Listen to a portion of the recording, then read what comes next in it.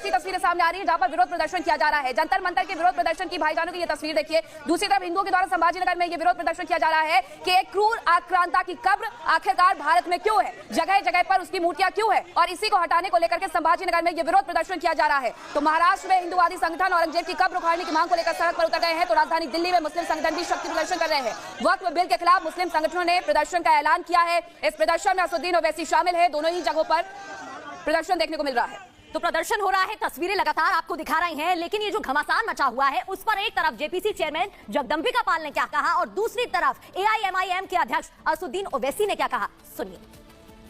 कल कोई भी जाकर कह देगा कि मस्जिद मस्जिद नहीं है और कलेक्टर बोल देगा कि इंक्वायरी, और जब इंक्वायरी कलेक्टर ऑर्डर करेगा इस बिल के कानून के तहत, इस बिल के तहत, तो जब तक कलेक्टर की इंक्वायरी नहीं होगी वक्फ की प्रॉपर्टी नहीं रहेगी।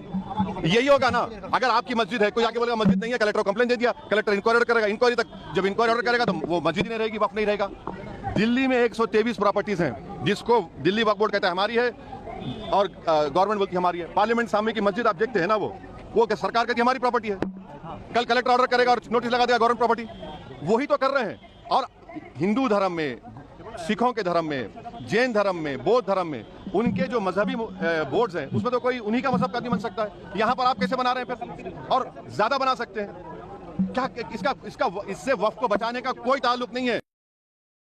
ये बिल्कुल मुसलमानों के, गरीब मुसलमान, पसमानदा, अल्पसंख्यक या विधवाओं, बच्चों के, उनके हित में है। वाकिफ की जो इंटेंशन होता है वक्फ का, उस वक्फ के फायदे के लिए है, इसीलिए ट्रांसपेरेंट ढंग से किया जा रहा है। लेकिन ये उन मुतवल्ली या उन केयर टेकर जो अभी तक वक्फ की प्रॉपर्टी को बेच रहे थे, खुर्द-बुर्द कर रहे थे, उनके हितों पे कुठाराघात है। वो लोग इकट्ठा होकर के प्रदर्शन कर रहे हैं।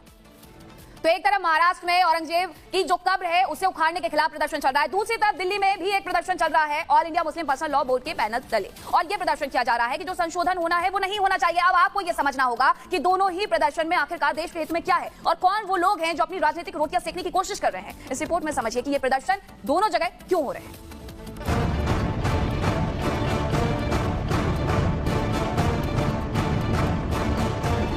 एक तरफ उस बिल को वापस लेने की मांग जो उसी खास तबके को ध्यान में रखकर बनाया गया है, तो दूसरी तरफ हिंसक और क्रूर राजा की कब्र को हटाने की मांग।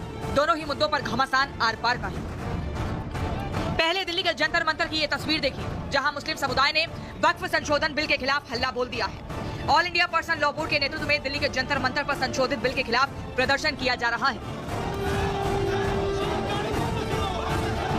वक्फी जमीन है और ये ज़मीन अल्लाह के लिए हमने कुर्बान कर दी है, मुसलमानों की ज़मीन है। इसके अंदर अगर कोई इस तरह की दखल अंदाजी होगी तो बर्दाश्त नहीं की जाएगी। हमारी बहुत सख्त नाराज़गी है इस पर और हम मोदी सरकार से इस पर बहुत ज़्यादा नाराज़ हैं। हम मांगे बस ये रखेंगे कि जो बिल लाया गया है इसको फौरन वापस किया जाए।